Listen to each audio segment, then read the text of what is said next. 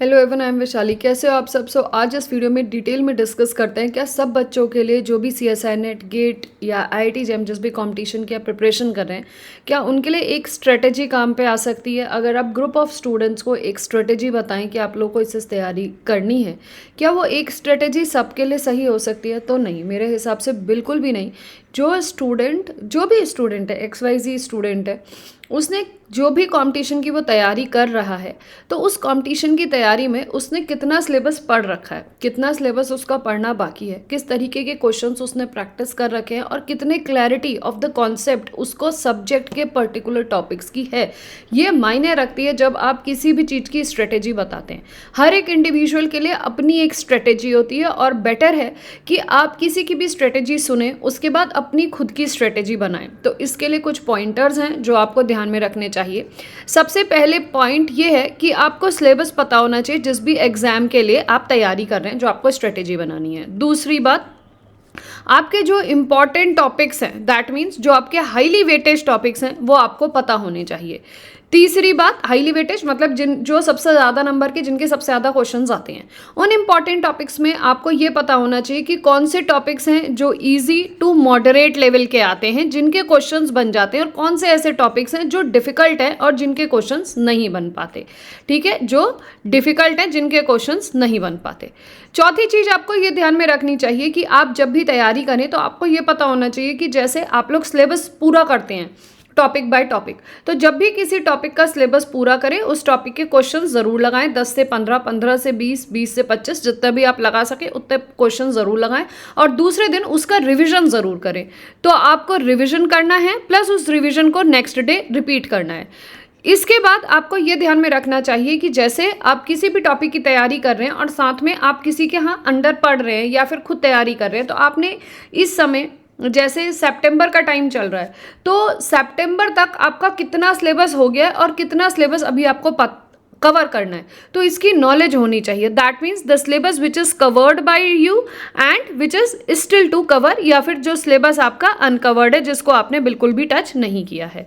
ये कुछ important pointers हैं जिनके बिहाफ में आप लोगों को अपनी स्ट्रेटेजी बनानी चाहिए। साथ में आप लोगों को जब भी आप टॉपिक्स को पढ़ें तो दो टॉपिक को मर्ज करके पढ़ें। जैसे कि अगर आप CSI नेट या गेट की प्रिपरेशन कर रहे हैं तो मॉर्निंग में आप अप्लाइड का पोर्शन ले लें, इवनिंग में आप प्योर का पोर्शन ले लें, या मॉर्निंग प्योर और इवनिंग अप्लाइड ले लें, और कहीं पे 1-1.5 घंटा ऐसा रखे रात को जहां पे आप सारी चीज़ों का समअप या रिविजन कर सकें।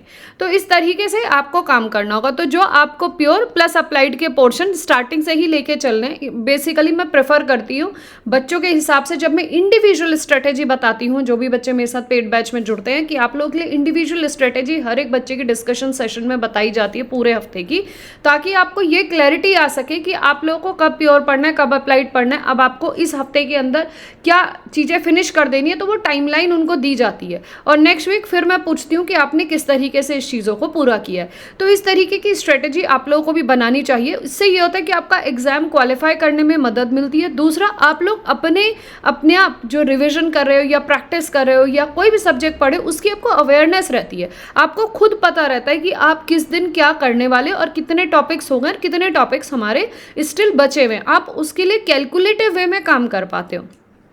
इसमें सबसे इंपॉर्टेंट चीज़ रहती है कि आपको डे प्लानर बनाना चाहिए। एवरी डे का प्लानर आपको बनाना चाहिए। और कब बनाना चाहिए वो day planner? Before the day you are using it. तो अगर मुझे कल का डे प्लानर बनाना है तो आज रात को मैं उसका प्लानर बना के रखूँ, ताकि मेरे पास मोटा मोटा हो। That means I have a consolidate चीज़ें कि कल के दिन में मुझे इतनी चीज़ें पूरी करनी है। अगर इतनी चीज़ें मेरी पूरी हो जाती है तो it's well and good, and it should be realistic. Unrealistic approach पे काम ना करें। जो रियलिस्टिक अप्रोच होनी चाहिए कि जैसे हमें 2 टॉपिक करने हैं तो 2 टॉपिक या 2 का 2.5 मैं कर सकती हूँ। अगर 2.5 का 1.5 भी हुआ तो भी चलेगा, उसमें कोई हाइपर होने की जरूरत नहीं है, ताकि आप नेक्स्ट डे उन चीज़ों को कवर अप कर सकें। तो आपका डे प्लानर इसमें बहुत इंपॉर्टेंट रोल प्ले करता है। इस तरीके से हर एक बच्चे के लिए इंडिविजुअल स्ट्रेटेजीज काम पे लाती हैं। अब बात करते हैं जो भी बच्चे CSI नेट कैटेगरी के लिए काम कर रहे हैं वो अपने लिए स्ट्रेटेजी कैसे बना सकते हैं।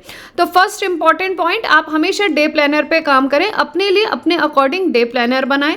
दूसरा, जब भी किसी टॉपिक को फिनिश करें उस टॉपिक के उसी समय PYQs लगा लें या फिर क्वेश्चंस लगा लें, ताकि आपको प्रैक्टिस हो सके उन क्वेश्चंस की। दूसरे दिन उसको रिवीजन मोड में डालें मॉर्निंग में, तो दैट मीन्स आपको प्रैक्टिस करनी है PYQs की, प्लस आपको रिवीजन करना है उसका नेक्स्ट डे। तीसरा पॉइंट आपको ध्यान में रखना है कि अगर आप किसी भी नए टॉपिक को पढ़ रहे हो तीसरे दिन, तो उसके साथ उसके क्वेश्चंस ज़रूर करें और नेक्स्ट डे उसका रिवीजन ज़रूर करें। तो कोई भी नेक्स्ट टॉपिक जब आप लेके चलेंगे जो कि न्यू टॉपिक होगा नेक्स्ट डे, उसका फिर नेक्स्ट डे रिवीजन ज़रूर होगा। ये चीज़ों को ध्यान में रखें।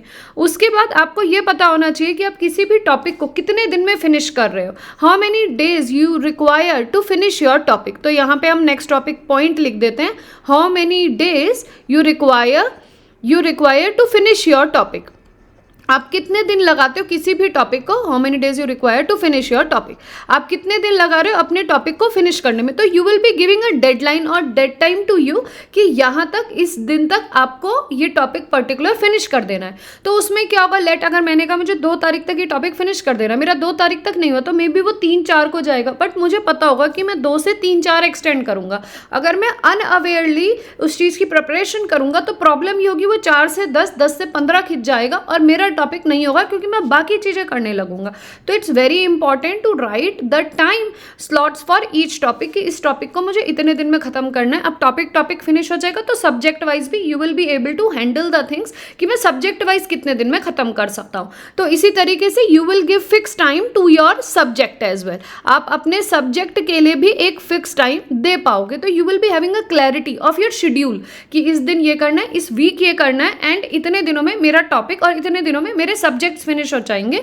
तो यहां से you will be getting the clarity of completion of your subjects कि किस तरीके से आपका सब्जेक्ट या फिर आपके टॉपिक्स का कंप्लीशन होगा। इससे आपको बहुत क्लैरिटी मिलेगी।